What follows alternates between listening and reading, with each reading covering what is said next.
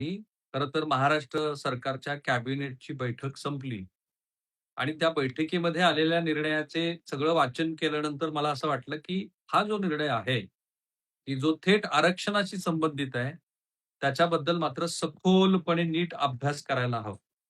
आणि गुजरात सरकारने काय केलं आहे, केंद्र सरकारने काय केलं आहे, हे जोपर्यंत समजत नाही, तोपर्यंत महाराष्ट्र सरकारच्या आजच्या कॅबिनेटच्या निर्णयाचं विश्लेषण आपण करू नये.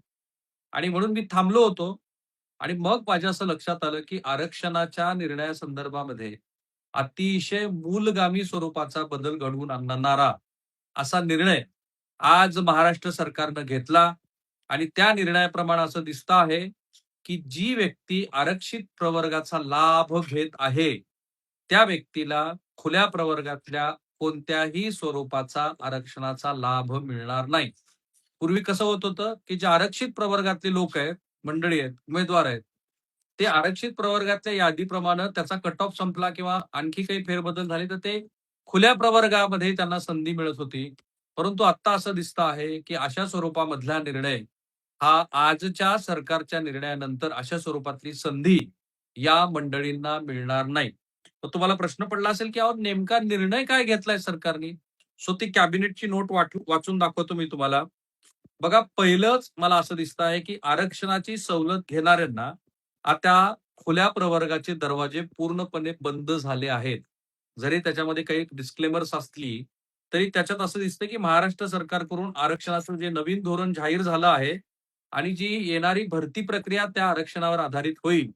त्याच्यानंतर आरक्षित प्रवर्गाच्या उमेदवारांना, मग जे मराठा समाजाचे बांधव आहेत, की ज्यांनी ओबीसीचा लाभ घेतलाय किंवा जे ओबीसी प्रवर्गातली मंडळी आहे, जी खुल्या प्रवर्गातनं आरक्षणाचा लाभ घेत होती. या सगळ्यांसाठी हा व्हिडिओ अत्यंत महत्त्वाचा आहे. जे पालक आहेत, जे विद्यार्थी आहेत, जे आरक्षणाच्या प्रवर्गातनं लाभ घेऊ इच्छित आहेत किंवा जे खुल्या प्रवर्गातली मंडळी, अशा प्रत्येकाच्या घरोघरी हा व्हिडिओ तुम्ही जाऊ द्या. मी याचा नीट अभ्यास केलेला आहे आणि म्हणून मी नेहमी म्हणतो, की हे चॅनल सबस्क्राईब करा, बेल आयकॉन दाबा आणि जगभरातल्या मराठी प्रेक्षकांना सांगा, की तुम्हाला इथं सत्याच्या जवळ जाणारीच माहिती बघायला मिळेल. काय झालंय लक्षात घ्या आणि नंतर मग त्याचं मी गुजरात आणि केंद्र सरकारच्या निर्णयाच्या परिप्रेक्ष्यामध्ये विश्लेषण करून सांगतो. महाराष्ट्र राज्य मंत्रिमंडळाच्या बैठकीत सरकारी नोकरीतील आरक्षणासंदर्भात एक आज महत्त्वपूर्ण निर्णय घेण्यात आला. ज्या उमेदवारांनी आरक्षणाची सवलत घेतली आहे, त्यांना आता खुल्या प्रवर्गातील जागावर दावा सांगता येणार नाही. खास करून जे मराठा समाजातले उमेदवार आहेत, जे कुणबी प्रमाणपत्र घेत आहेत, त्यांच्या दृष्टीनं महत्वाचं आहे. केंद्र सरकार आणि गुजरात राज्याच्या धर्तीवर महाराष्ट्र सरकारनंही हे आरक्षणाचं नवं धोरण निश्चित केलं आहे. या निर्णयामुळे राज्य सरकारी नोकर भरतीच्या प्रक्रियेमध्ये मोठे बदल होणार आहेत. राज्य सरकारनं आरक्षणाचं धोरण स्पष्ट करण्यासाठी केंद्र आणि गुजरात राज्याच्या धर्तीवरती हा महत्वपूर्ण निर्णय घेतलाय. पण तो काय आहे लक्षात घ्या.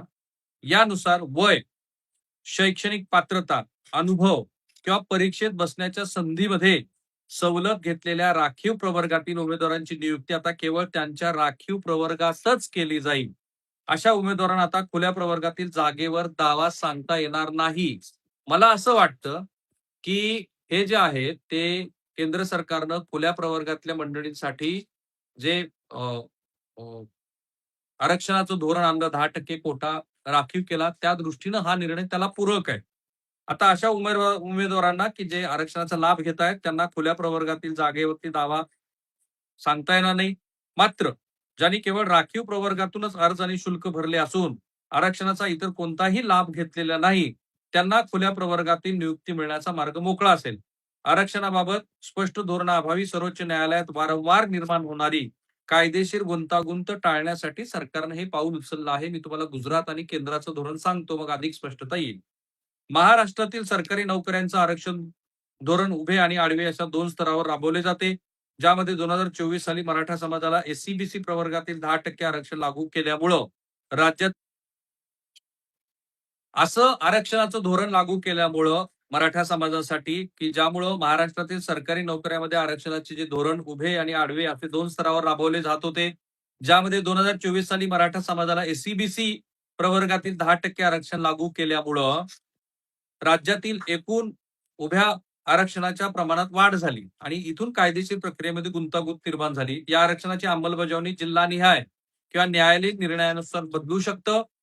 त्यामुळं अचूक माहितीसाठी संबंधित भरतीची जाहिरात आणि शासन निर्णयाचा संदर्भ घेणं आवश्यक आहे. आता आपण उभं आरक्षण काय लक्षात घेऊ आणि मग केंद्र आणि राज्याचा संदर्भ मी सांगतो. सरकारी नोकऱ्यामध्ये उभं आरक्षण कसं आहे? अनुसूचित जाती एसटी साठी 13%, अनुसूचित जमाती एसटी साठी 7%, विमुक्त जाती ज्याला व्हीजीएनटी ए म्हणतो आपण त्यांना 3%, भटक्या जमाती ज्याला एनटीपी म्हणतो त्यासाठी 2.5%, भटक्या जमाती एनटीसी साठी म्हणजे त्या धनगर वगैरे मंडळी आहेत त्यांना 3.5%, भटक्या जमाती ज्यात एनडी प्रवर्ग आहे वंजारी त्यांना 2%, विशेष मागास प्रवर्ग एसबीसी त्यांना 2%, इतर मागासवर्गीय ओबीसी 19%, एससीबीसी मराठा समाज 10% आणि आर्थिकदृष्ट्या दुर्बल घटक ईडब्ल्यूएस 10%. आता खालील प्रवर्गासाठी स्वतंत्रपणे आडवं आरक्षण आहे. हे लक्षात घेतलं की मग तुम्हाला गुजरात आणि केंद्र सरकारचा संदर्भ लक्षात येईल. आडवं आरक्षण आहे महिला, दिव्यांग, माजी सैनिक, क्रीडापटू, अनाथ, प्रकल्पग्रस्त. हे आरक्षण प्रत्येक प्रमुख प्रवर्गाच्या एससी, एसटी, ओबीसी, ओपन यात आता लागू केलं जातं. एकूण आरक्षण किती आहे तर पारंपरिक सामाजिक आरक्षण वगैरे मिळून 52% आणि एससीबीसी जोडलं तर 62% आणि ईडब्ल्यूएसचं 10% म्हणजे एकूण 72% आरक्षण. आता महाराष्ट्र सरकारचा हा जो निर्णय आहे, ह्या निर्णयाला आता आपण केंद्र आणि गुजरातच्या परिप्रेक्ष्यामध्ये बघू. मग तुम्हाला या व्हिडिओ नंतर तुमच्या मनातला कोणताही प्रश्न त्याचं उत्तर बाकी राहणार नाही. राइट?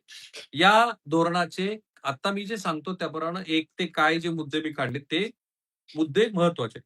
नंबर 1 नवीन नियम नेमका काय आहे लक्षात घ्या. जर एखाद्या उमेदवारानं अर्ज भरताना आरक्षणाच्या कोणत्याही सवलतीचा लाभ घेतला असेल तर त्याची निवड फक्त राखीव प्रवर्गातील म्हणजेच रिझर्व्ह कॅटेगरी जागेवरतीच होऊ शकते. असा उमेदवार गुणवत्तेच्या म्हणजे मेरिटच्या जोरावरती खुल्या प्रवर्गातील जागेवरती दावा करू शकणार नाही.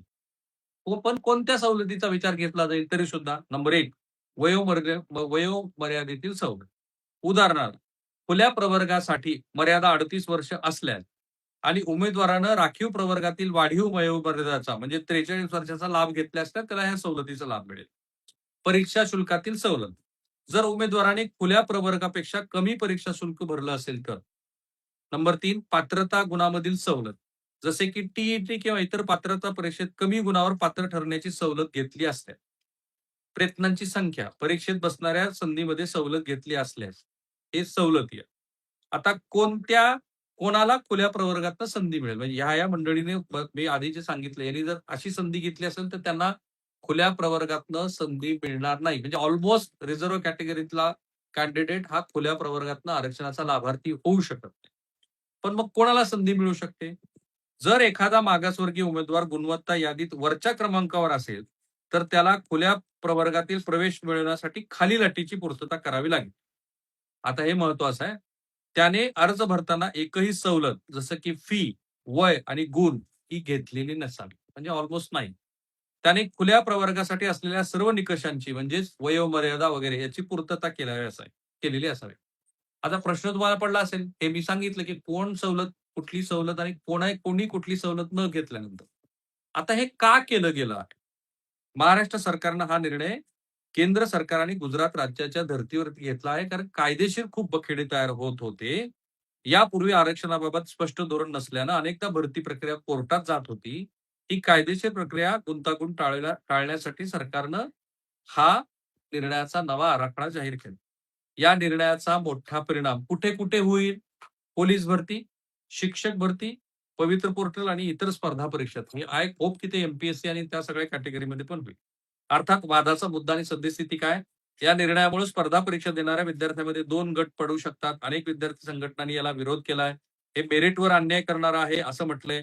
या निर्णयाविरोधामध्ये सर्वोच्च न्यायालयात याचिका सुद्धा यापूर्वी दाखल झाल्या आहेत. हे सगळे प्रकरण सध्या टीईटी आणि या सगळ्या संदर्भामध्ये यापूर्वीच कोर्टामध्ये गेलेलं आहे.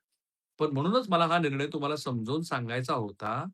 खास करून अलीकडच्या काळामध्ये महाराष्ट्रामध्ये आरक्षणाच्या संदर्भामध्ये जेवढी म्हणून आंदोलनं झाली, त्याचा फक्त एकच फायदा झाला आहे, मला असं दिसतं आहे. तर ते राजकीय आरक्षण.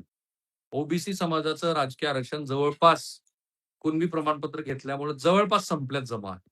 कारण कुणीही कुणबी प्रमाणपत्र त्यांच्या कायदेशीर आधारावरती मिळवली, जे काही त्यांच्या नोंदी होत्या. पण त्यामुळे जे इतर गावगाड्यातले घटक होते, त्यांना मात्र या राजकीय आरक्षणाचा लाभ गेला. आणि जो समाज बहुसंख्येने अधिक असतो, तर त्याचं गावामध्ये प्राबल्य असणं साहजिक आहे आणि first pass the post system आपल्याकडं. त्यामुळं आत्तापर्यंतच्या आरक्षणाच्या लढाईमध्ये विद्यार्थी आणि असे शैक्षणिक सवलतीचा लाभ घेणारे, की ज्यांची आर्थिक परिस्थिती नाहीये बरोबर. ते वगळता बाकी फार काही मोठा बदल झाला आहे असं नाहीये. हे जे घडलंय ते केवळ राजकीय आरक्षणाच्या दृष्टीनंच घडलेलं आहे आणि ऑलरेडी हा आरक्षणाचा मुद्दा सुप्रीम कोर्टामध्ये आहे. तरीसुद्धा मला असं वाटलं, की हे समजून घ्यायला हवं होतं. ते सांगणं आवश्यक होतं. जरी शिक्षक भरती संदर्भामध्ये हे प्रकरण सुप्रीम कोर्टामध्ये गेलं असलं तरी, ते नेमकं काय आहे ते मी तुम्हाला सांगितलं आणि आत्ताच मला काही प्रेक्षक सांगतात, की यू-पी-एस-सीमध्ये वगैरे हे नियम आहेत. मी आधीच म्हटलं, की हे आधीच केंद्र सरकारने हा निर्णय घेतला आहे. पण महाराष्ट्रामध्ये जी मोठी मेघा भरती राज्य सरकारनं आणली आहे, त्या दृष्टीनं हा निर्णय अतिशय परिणामकारी आहे आणि तो समजून तुम्ही घेतलाय, अशी मी आशा करतो. आता हा व्हिडिओ महाराष्ट्राच्या प्रत्येक घरोघरी जाऊ द्या आणि सांगा, की हे चॅनल तुम्ही सबस्क्राईब करा. Thank good night.